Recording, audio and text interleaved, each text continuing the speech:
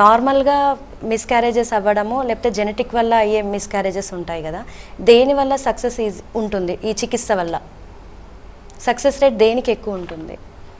అంటే మనం problem identify చేస్తే దేనికైనా సక్సెస్ రేట్ బాగానే ఉంటుంది. Most of the times we are able to pinpoint the condition. ఆ కండిషన్ని మనం ఐడెంటిఫై చేసినప్పుడు దానికి స్పెసిఫిక్గా ట్రీట్మెంట్ ఇస్తే డెఫినెట్గా success rate is good. So obesity కూడా ఒక రీజన్ ఉంది అని అన్నారు కదా, ఫస్ట్ ఈ ఒబెసిటీని కంట్రోల్ చేసిన తర్వాతే ఈ మెడిసిన్స్కి వెళ్తారా pregnancy? So recently I had a girl with BMI 45. BMI 45, BMI 25 కంటే తక్కువ ఉంటే నార్మల్, BMI 45 కానీ AMH 0.4. ఇప్పుడు నేనేం చేయాలి? ఇప్పుడు బరువు తగ్గమంటే మరి ఎగ్స్ అయిపోతాయి కదా.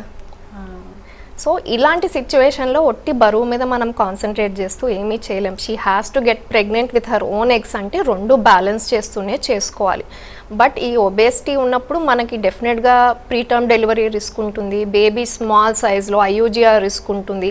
ఇవన్నీ పేషెంట్కి ఎక్స్ప్లెయిన్ చేస్తూ through out pregnancy blood thinners ఇస్తూ హార్మోన్ సపోర్ట్ కూడా ఇస్తూ put them under a strict dietitian control, అంటే ఇంకా బరువు పెరగకుండా ప్రెగ్నెన్సీలో ఇవన్నీ ఫాలో చేస్తూ హ్యాపీగా హెల్దీ బేబీని డెలివరీ అయింది అమ్మాయి.